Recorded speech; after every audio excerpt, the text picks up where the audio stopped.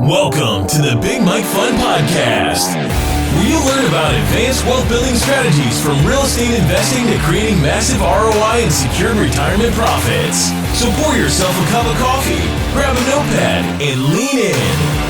Because Big Mike has got the mic, starting now. Welcome to the Big Mike Fund Podcast. I'm the Big Mike Zlotnik. Today it is my distinct pleasure and a privilege to welcome Jordan Fisher. Hi, Jordan. Hey, Mike. How you doing? I'm great. How are you? Good. Very good. Jordan, you are my great friend. We've known each other for many years. You're a business associate. We've done business together. We continue to do business. I really appreciate you taking the time to come on the podcast. Well, it's my pleasure. Happy to help.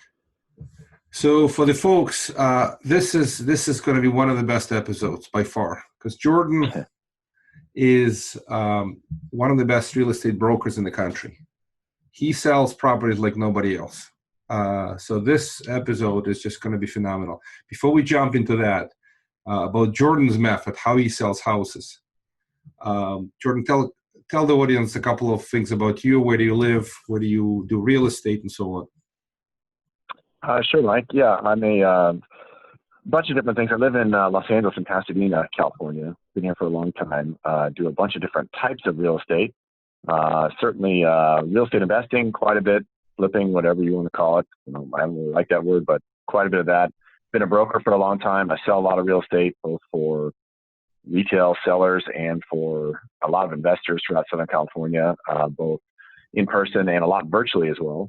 And I've run a fund with Mike for a long time and a bunch of other things. I'm also a contractor, so that's quite busy these days. We do a lot of contract work on people's houses, additions, remodeling, renovation.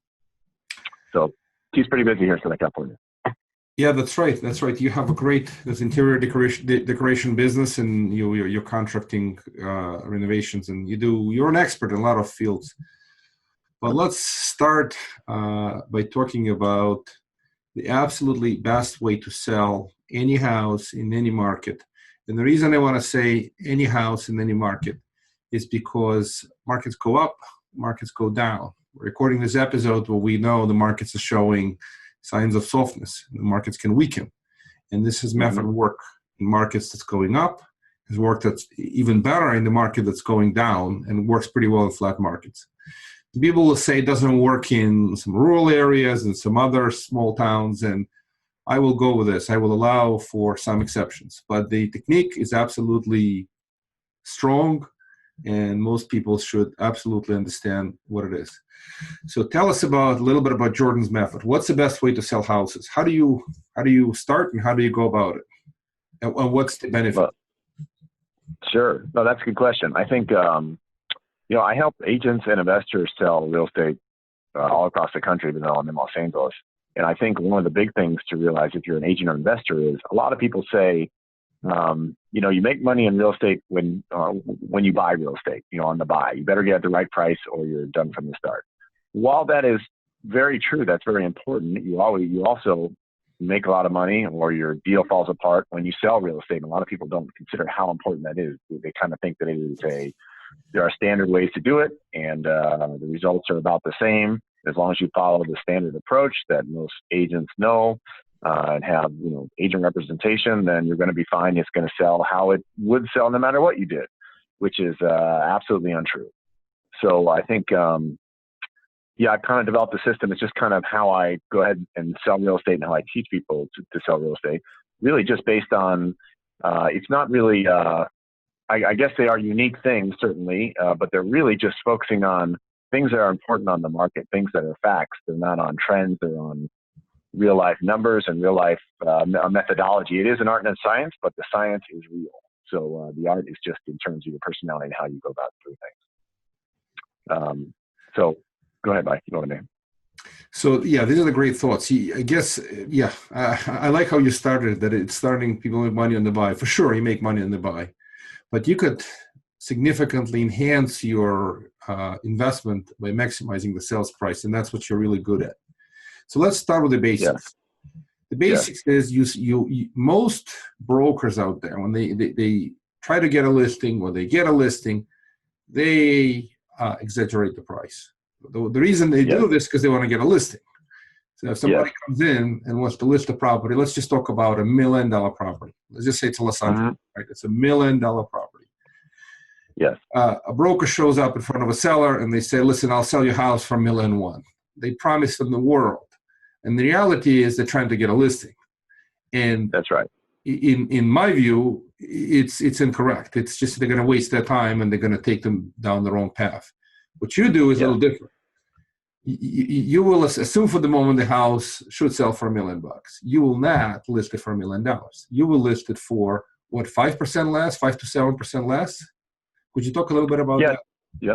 Yeah, sure. It took me 5 to 7% less, and that really is just part of the system. It's not just pricing it lower, but it's why you're doing it, it's how you're doing it, it's when you're doing it, it's a whole system together.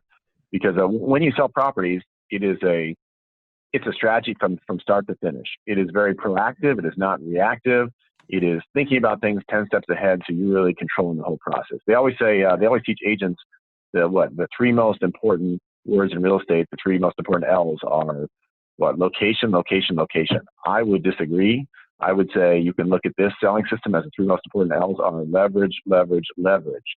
Mike knows that I'm a big fan and student of leverage. I try to have leverage in anything I do in business, and I think it's really important because I would guess that 99.99%, and I don't even think I'm underestimating or overestimating them, of agents and investors go ahead and rely on hope in their business.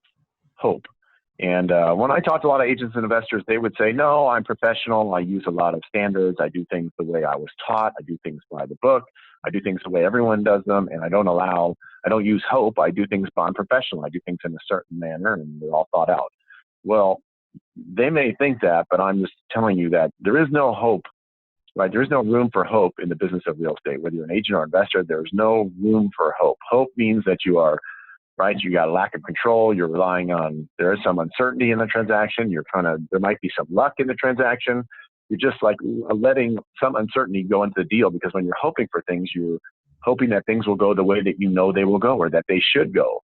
And that means there is uncertainty. And when you have uncertainty, you don't have any leverage. And when you don't have any leverage, you can't control the deal. And that's when things get sideways. So my system is really to create and maintain leverage all the way through when you're selling a property. So you're proactive, you know what to do, you're in control the whole way. And when you do that, you'll sell real estate for the most money possible in the least amount of time with, the most control, the ultimate control of the deal. And it will be a lot more fun for all parties.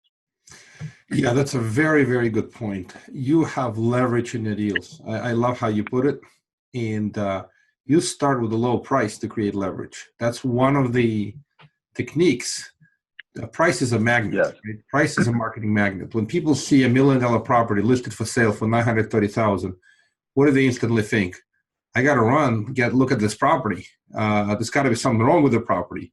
But you often have a great property in perfect condition, but you still listed below the, let's just say, target sales price because you want the leverage.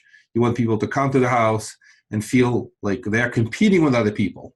And so let's talk a little bit about that.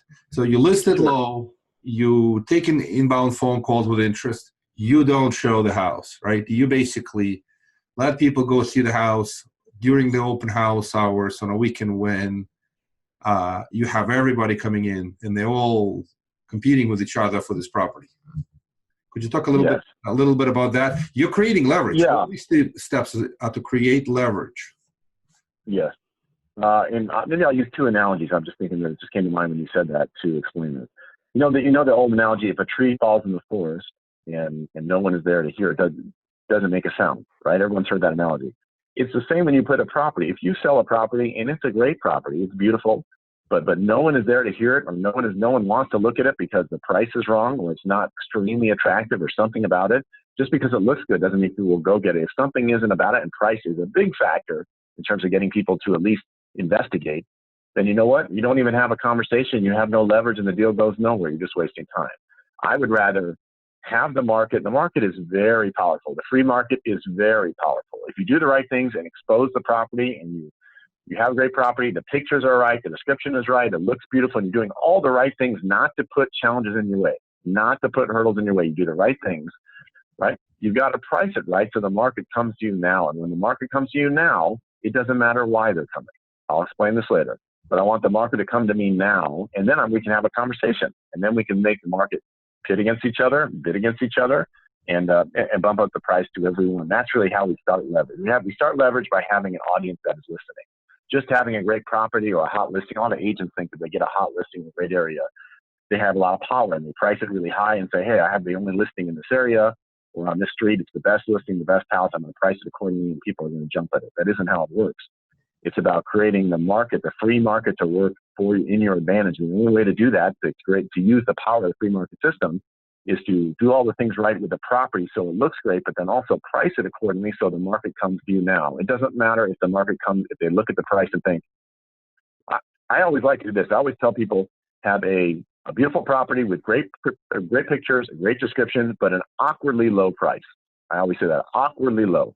When I say awkwardly low, I say awkwardly low because I want the market to think it's awkward enough that they think something is up, something is maybe wrong, or something is misplaced, or there's something that I have to move that creates my sense of urgency on this property. The buyers may think that the seller is bleeding, maybe because it's a little low and needs to sell it quickly. They may think that maybe there's something wrong with the property, and that's why it's priced accordingly, because the pictures look great, the description looks great, it's in a great area. Like, what is the problem? The price is awkwardly not matching everything else I see. And that's what I want. So that's one analogy, is to get the market to come to you now, because it doesn't matter why they come. I just want them to come. I can always correct why they think they're coming, right? The seller's bleeding, the property is, something's wrong. I can always correct that in 1 second on the phone, right? But if they don't call in the first place, then I never have a conversation. I never can correct it. I never have a chance to sell it to them, right? That's right. That's absolutely outstanding. Yeah, you look for perfection in every property. We've had this discussion before. You don't want to have attention to detail missing anything. It's got to look perfect. So that's right, because I lose my leverage, right? Because anything that a buyer or an agent can use against me, or against the seller, or against the listing agent, that's me. Anything they can use against me that is something wrong with the house that I really can't answer well, hey, why didn't you replace the windows? Why did you do the whole house and not the front yard, right? There's 10 million things. If that's the case, that I lose my leverage and I have to regain that back. So I want to have as much leverage as possible so I can really pound my fist and pound my gavel and put all my leverage possible to push the price up as far as I can without a buyer able to put their thumb on me, right? And I don't make it personal. I'll go into that later, but I don't make it personal. Yeah, that makes perfect sense. You absolutely. It's funny how people can have $1 million property with the finishes and faucets and a few little things from $100,000 house. I mean, it's just amazing. I've seen that. Well, maybe not that extreme, but they get cheap, or they don't finish. They get 95% done. They leave 5% alone. They think that 5% on the cost savings that they didn't put in, or even 2%, could mean 5-10% on the price, because they're missing the whole picture. That it's not a game of perfection, but it's a game of leverage. So it is a game of leverage. You said that exactly right. I can't tell you how many properties I've sold for investors asking me to sell, and I go look at the property and everything's done well except there's no oven, there's no range, and I say, oh well, what happened? Why is there a space in the kitchen with no oven? And they say, well, I've already spent all I want to spend, and I don't know what kind of oven to get. So I'll tell you what, I'll tell all the buyers, if they want to make an offer, have them write me the offer that the seller will buy an oven. So that isn't the issue here. And then the issue is, if you don't have an oven, then people will question in their mind, why isn't there an oven? And they'll think, if there isn't an oven there must be a lot of other things wrong. And all of a sudden their mind is in the wrong place. It's not that you can't buy an oven, or it's not that as the seller or the agent you're not willing to throw that in. The offer won't even come, or it will be, you're losing your leverage from the start because that's not there. It's as simple as when you walk in the house and a light switch is turned about an inch or quarter. It's just not straight. It's so simple. I could straighten up in a quarter second and be like, oh, it's straight. Sorry. Well, I'll tell you what, when you walk in and a buyer sees a light switch is not straight, it's one of those things.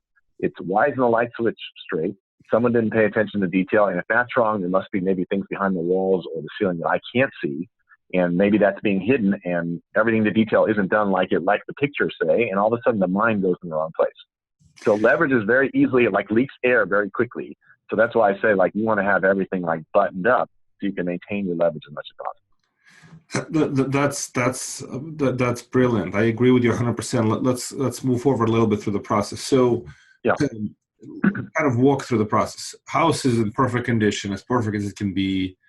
The price is low. The phone rings. You don't let the house be seen until the open house. It comes open house. Get everybody in. There's a lot of interest, and you start taking offers. So, what happens then? Let's talk a little bit about this. I heard this joke. People say, "What's the listing price?" And I tell, well, I mean, you probably tell them listing price is irrelevant. Or people ask, "What is the asking price?" There is no asking price. This is a listing price, and it's listed low on purpose, so you can come and see it. That's right. Right. I always say, right, the listing price is just, the lower the listing price is just a flag you're waving in the air.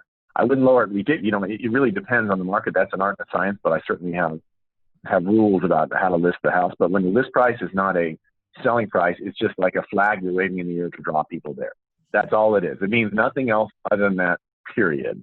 So when sellers freak out all of a sudden when I say, "Oh, why don't we list it at this?" Or, "I think we should do that," and they say, "Well, I'm not taking that," or, "I can't sell for that, I'll lose money." It's not about that. It's just a flag I'm waving in the air to draw the people in. The market, if we do things right, the market will tell us who's interested, how much they'll pay, and then we can squeeze. When we have leverage, we can squeeze really hard to get that number up and up and up.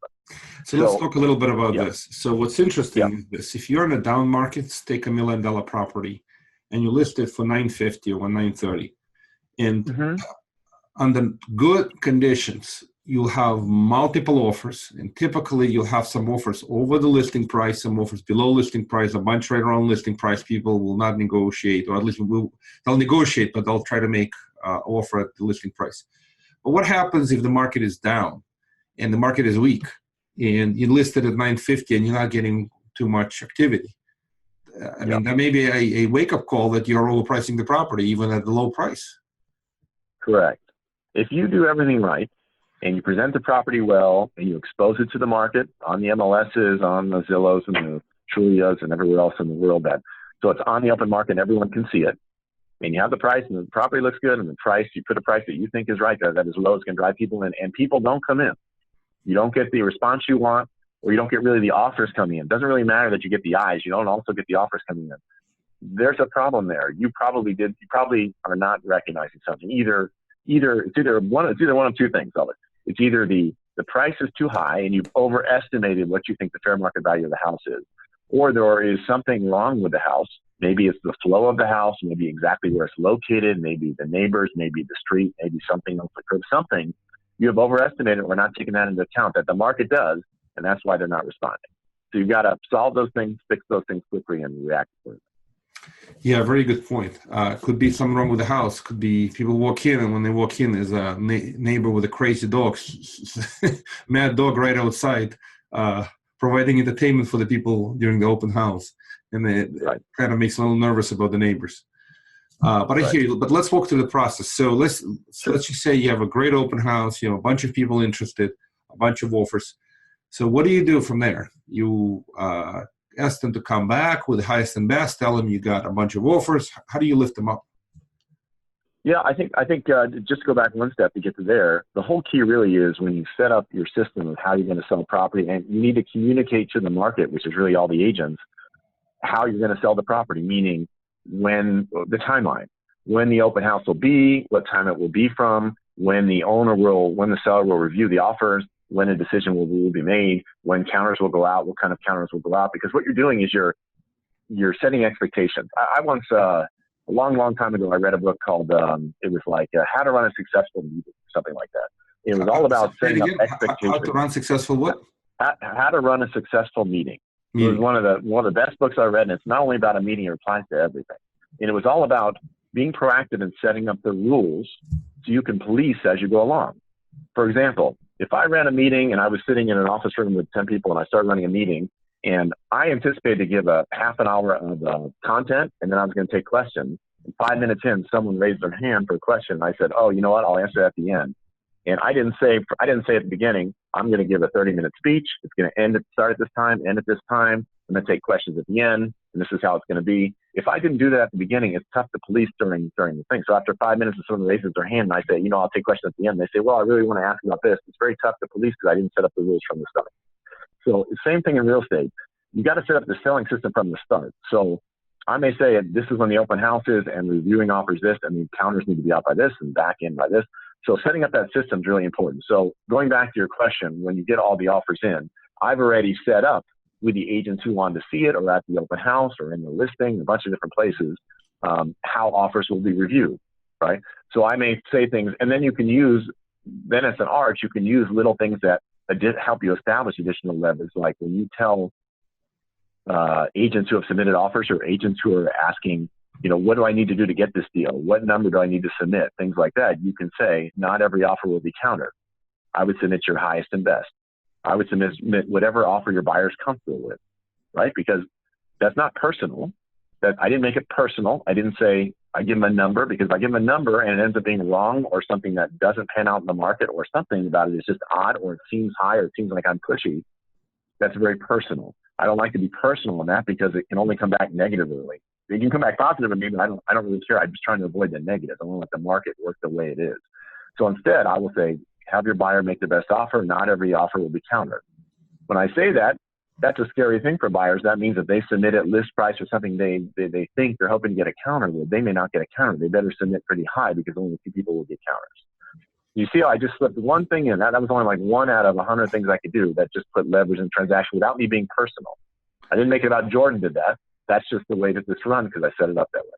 Yeah, it's a brilliant system. You set expectations up front, and that statement that not every offer will be countered. So please talk to your buyers and submit the highest and best, or the offer the buyer is comfortable with. But that little point that not every offer will be countered is an incredibly powerful idea. So let's keep walking through the process. Just want to make sure we communicate the whole thing because we have short time. I don't want to take an hour on this call. So what happens next? Yep. You take them through the process, and they'll come back. You counter a few with highest and best, and then let's just say you have two really good offers. One is a little better than the other. What do you do to maintain leverage? A lot of things. Maintaining leverage in counters is really important. How you counter, the terms that you counter with are extremely important. Highest and best, what Mike just mentioned, is a really important. Highest and best offer and terms, right? Offer is the price, terms are the terms of the offer. They're both different. They're very important, rather than countering a certain number. Why you do that? Most people have seen the movie Monsters, Inc. I usually like to use that analogy. The monster, there was the little kid that said, "Oh, there's a monster in my closet," and the monster opened the closet and didn't see anyone in there, and he walked in there to see it and closed the closet, and then he said, "Oh wait, now there's a monster in my closet," right? Because he was standing there. Everyone has their own monster. If I say in that example you used where it's $1 million property, if I counter people, let's say I priced it at, you said Mike, at 935, and I countered at 9.7, right, or 980, whatever. Let's say 980, I countered. 980 to some buyers might think like that's reasonable. Other buyers might think that that is a really high offer.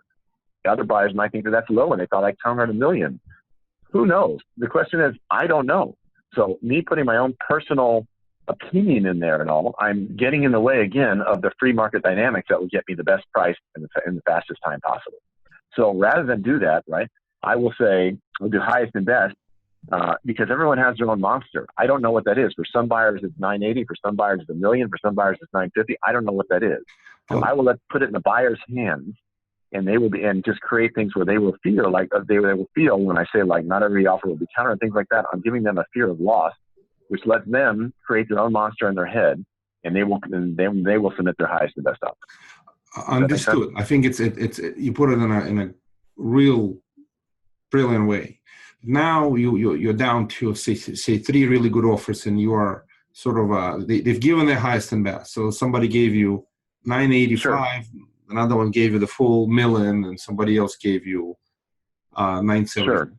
How do you kind of against each other, maintain the leverage, and what do you tell them? I heard the story before, so you make them feel like there's a better offer, and you're picking their offer just because you like how they look, or whatever else they offer. Yes. That's the only time. A lot of agents, it's really important. When you have counters out and counters come back, and you feel like you've pushed, we'll just go this, and you feel like you've pushed as much as you can, you've done the right things in leverage, and you're ready to accept an offer, this goes back again to why you don't put a price in an offer. If I said in a counter, if I said 980 and a buyer said 980, I agree with that. That's like a handshake in the middle, right? That's like the seller and the buyer ring a 980 handshake. When you handshake, you're all of a sudden lost your leverage. Now I have leverage. Now I'm at an even playing field with the buyer. I have lost my leverage. I'm even. I said 980. They said 980. We are even. I never want to be even when I'm selling a property. Never, ever, ever, ever, ever. I'll tell you why. Because I've lost my leverage. So what I want to do when an offer is the number that, the highest, what the market will say, the highest invested is, and you pushed all you can. A lot of agents will call the buyer's agent to say, hey, great news. You know what? You're the highest offer and the seller accepted it. Let's open escrow. Again, you're like meeting in the middle. You've shaken hands. The best way normally is to make it about personal reasons, to say that, you know what, your offer is really strong. We had a lot of strong offers, but you know what? For example, I got the seller to accept your offer because you had a family. So I only wanted to sell to someone who had a family. Oh, because you have a business in the area, or he liked something about your business that you're in, or you said you liked the house and he's only going to sell to someone who wasn't going to disturb the house, who's going to keep the house. Something personal, because then you want the other buyer on the other side. You always want to make them feel like there's a fear of loss. Like, oh my God, like they accepted my offer when they probably should have taken someone else's offer, and it was only for personal reasons, not for financial reasons. And that way I better behave, because if I ever push back on the financial reasons, the seller has a lot of other offers or stronger offers or other ones that they might consider and kick me out, cancel, and go to another offer. So that's why I maintain leverage. And that's really how, when you're selling properties, you eliminate a lot of other problems during the escrow coming back, whether they do inspections, anything else, other things that they might find and have to push back for credits or whatever. If they always feel like you have leverage over them and you might cancel or take something else because there's a lot of interest and a lot of power and they're not the strongest offer, you have a lot of leverage and you're bound to get a lot less asking for credit. Yeah, I just love how you present it. You need to teach in front of thousands of agents, because this is just such a powerful concept. You make them feel good about them, and then you chose them among a list of others, and you have many other choices. And at that point, they feel they want to close. They don't want to give you any hard time about anything. They don't want to delay. They don't want to tell you about some little repair thing that they find during the inspection and so forth. That's correct. But I guess you take the leverage all the way to the inspection process as you go into the escrow. Then there's typically a mortgage appraisal, and then if it's a mortgage, and then there is a property inspection, and then they come out with reports. This leverage helps you during negotiation. You may still give them a little bit if some real issues are found, or you address the issues, but at least you maintain the leverage, because they feel that if you can drop them and take another offer any day of the week. Yes, leverage and timelines are really important. When you counter, you should really specify in your counter all the timelines, right? The three contingencies, right? Appraisal, loan, and inspection. Those have to have tight timelines on them, and you need to police that. And if you communicate with a buyer's agent and in your counter that you will be policing that, and those timelines are hard, and they are usually calendar days, not days. Calendar days is quite a difference. Calendar days includes the weekend and holidays. Days does not. Typically, sometimes the weekend, but not holidays. Then you can really police it, and you can make sure that you get buyers to perform. Because let's be honest, buyers and buyer's agents never realize that every day a seller holds a property costs them money. Whether it's an investor and costing private money, their own money, or opportunity costs, or they cost them mortgage costs, or whatever else it costs them, property taxes, utilities, insurance, every single day costs money. So buyers and buyer's agents don't realize that. So when they say, oh, we were going to close Wednesday, my buyer would like to close the following Monday instead, that way they can move over the weekend or whatever else they want to do. They don't realize how much money that actually costs the seller. So, So very important to put that in your counters and maintain that as a listing agent all the way along through the escrow, to maintain that the buyer holds their timeline, performs as specified, and that way you have leverage. Because if it's in the contract and you did that and created the expectations from the start and the rules, you can police that and say, hey, inspection was 10 days. I had it in contract. I told you that. It's a 10th day. You either waive your inspection or I'm issuing you a notice to perform, right? And you can do a lot of things to protect the sellers. If nothing else, and the buyer cancels and doesn't perform, you can get the buyer's EMD, or you can do a lot to work towards getting the buyer's earnest money deposit. So the seller is compensated for all this wasted time if you have to go back and list it again, right? Or you can force the buyer to close in a time frame that you want, a very quick timeline that saves you, the seller or the investor, the most money possible. Yeah, that makes a lot of sense.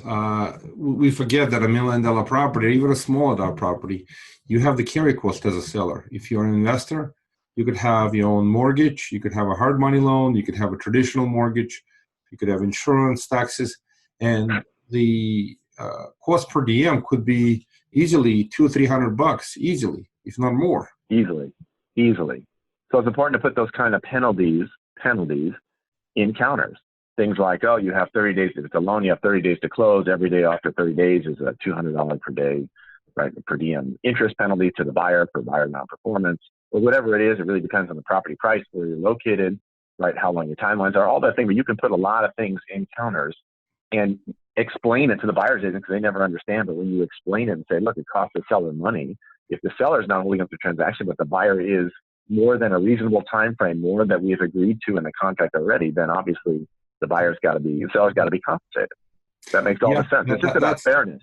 This is back to the expectation setting. You're setting expectations on time frame, on everything, all the contingencies, and you're controlling the process. This way, the buyer can't just decide that they want to take an extra week off because they want to go on vacation. That extra week off can cost the seller, a few $1,000s. So from that perspective, it's a critical component of the whole process. Critical. I can't emphasize that enough. Mike knows this, but I cannot emphasize that enough.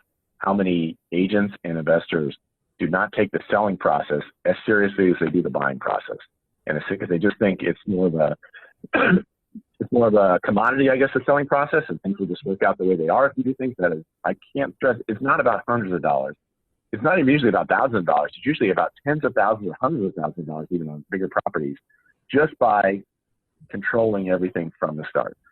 Now, again, the only thing I want to emphasize, it is a two-way sword. When you control things, you really have to have a system in mind, have the strategy in mind, know what to do, be proactive from the start, because what you're doing is you're creating this world of leverage, this world of control for you, and you're creating all these expectations that now you need to deliver on. Offers will be reviewed in this time frame, counters will be sent out this time frame, you need to close in this time frame. You're setting all these expectations that now you need to deliver on, because the second that the seller, the listing agent, does not deliver on the expectations being set, all of a sudden your leverage starts to fade. It starts to wane, because now you're not doing what you said you would do. And so all of a sudden your control starts to weaken. And now you're giving the buyer a lot more leverage. That's what I mean. You can leak error. So it's very important that when you set up this whole system, you just police it and do it as you say. So. Right. Doing what you say is called integrity. So if you could do the process with high integrity, that's right. Will come across as a very great broker if you're selling a property. So what's the message to, I guess, investors, homeowners, if they're working in a local market and they're trying to list it with their friendly neighborhood broker, should they just get the broker to give you a call? Maybe you get a consulting business out of it. I'm kidding. I know you don't need this, but I know you've educated a number of these folks, and it's not easy to change. Whoever's selling the house the old way, and now you're telling them, do it my way, the leverage way. You'll sell it for more, you'll sell it faster, and you'll have leverage to the whole process. People who are going to do it, they got to do it with full commitment to the right process, rather than let me just list low and see what happens from there. Correct. I mean, Mike is the first to attest to this. Mike knows, because he's been on these calls, how many times, I would say at least twice a week, I get on a call with a seller usually and their agent, because things are not panning out the way they hope they would be selling a property. They're not selling quick enough. They're not getting offers. The offers are too low. Something's happening, and we're usually on the call all the time just trying to solve this issue.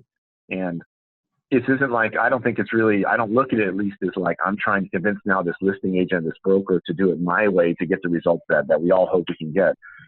It's not really my way. I mean, my way, to be honest, is really just I'm looking at the free market. I'm letting the free market do its job. When I see things go wrong, it means that people have gotten in the way, brokers, listing agents, sellers, of the free market by either pricing it. They've gotten in the way of having the market come and then do what they're supposed to do and did the most you can and take control. They've just gotten in the way. And so it's more just, I don't think I have a problem like convincing someone to do it my way, because I really don't look at it as my way. It's more just like, I'm just outlining things that when I say, you should do this and this and this because of this, I'm really just looking at the market and giving facts. They're not negotiable. They're just like what the market is telling us. I'm just repeating back. If you listen to what the market is telling you and do what it is, you will sell the property fast for the most money. And there's obviously an art to it to push and get the highest you can. But you got to do the fundamentals right. And oftentimes the fundamentals are not done. Yeah, Jordan, I really appreciate this key point. This is so relevant, especially now when the market is softening up in many geographic areas. Because folks have expectations. And then I don't know where they get their number, what they think they're going to sell it for. They look at the comps, they look at the Zillow, they look at potentially some kind of optimistic. Everybody wants to be an optimist. It's easy to be an optimist, but realist is hard. And that's why understanding comps, understanding trends, and trying to get a realistic starting point and then managing the process, like you explained, is the key. But this is going to be more and more relevant in a softening market, because people will start renovating a house. By the time they're done, the market could have softened up. Also, things could happen. They started renovation in May, and then they finished in November. It was a serious renovations. Now they're hitting the market at the wrong time when everything is very slower. So, do you make any kind of cyclical adjustments for season of the year? Does that make a difference? It's not so much that. It's just what happens is the market's been really good for the last couple of years, and now it is softening. When it's been really good, a property that a seller or a listing agent has sold for $500,000 and they're very happy about because they sold for $500,000, I look at that and say, in a good market the last couple of years, if we did it differently and did the way that I'm suggesting, we probably could have gotten $530,000, $540,000. Right. So they're happy because the market was going up and they made money, but you know what? You left $30,000 or $40,000 on the table you don't even realize. So they're happy. In a bad market and when it's softening like this, what happens is when they try to sell a property and they do it wrong, it doesn't even sell, right? What happens is it gets stale, it sits on the market, they start chasing the market down by lowering the price in little increments that doesn't do anything the market could care less about. For example, like you said, $1 million property, someone listed $1 million, it doesn't sell, and a month later they'll list it at $980,000. Well, $20,000 in $1 million property, that's just the percentages. It's not there. It's not going to make a difference in the market. The market's not going to go, wow, what happened? That's not awkwardly low, right? As I said, you've got to do it awkward so people wake up and go, what is that? Like something's wrong, something's happening. There's a sense of urgency that I've now put in play, and I made the market come to me. So I just say, you can't control the price the world will ultimately pay for your property. You can't control it. Anyone who thinks they can is ridiculous. But I can control the amount of interest the world has in my property. And once I control the amount of interest they have, right, then you have the world at your hands. And then at that point, you can press and push and do whatever you need to do. You use all your leverage you have to build that price up. Jordan, this is so brilliant. I so much appreciate you explaining it to folks. So if, for listeners, they wanted to reach you, what's the best way to get a hold of you if they have questions, if they want to have them have you sell their property for them? If they are in Southern California, or they want to engage you to fly over to Indianapolis and teach all the local real estate agents how to sell a property, what's the best way to get a hold of you? Yeah, it's funny. I virtually sell properties in a lot of places, just I never see the property. It's more in the system. Anyway, I guess they can probably email me. My brokerage is Good Bones Properties, like an old house is Good Bones. So the best way probably to reach me is by email, Jordan, JORDAN, at goodbonesproperties.com. That's probably the best place. Jordan at goodbonesproperties.com. Yep, exactly. Thank you for sharing your great wisdom and your insight and your knowledge. It's I think it's very valuable. I appreciate it, Mike. Very basic points, but they're very, very powerful. So, well, no, thanks. I appreciate it, Mike. Hope everyone continues to listen to Big Mike's Fun. I've done business with Mike for a while, and you've got some great content there, and I'm happy to help in any way I can. Thank you very much. Really appreciate you, my friend, and I'll talk to you soon. You got it. Thank you for listening to the Big Mike Fun Podcast. To receive your copy of Mike's How to Choose a Smart Real Estate Fund book, head to BigMikeFund.com or visit Amazon and type Mike Zlotnick. Keep listening and keep investing Big Mike style. See you on the next episode.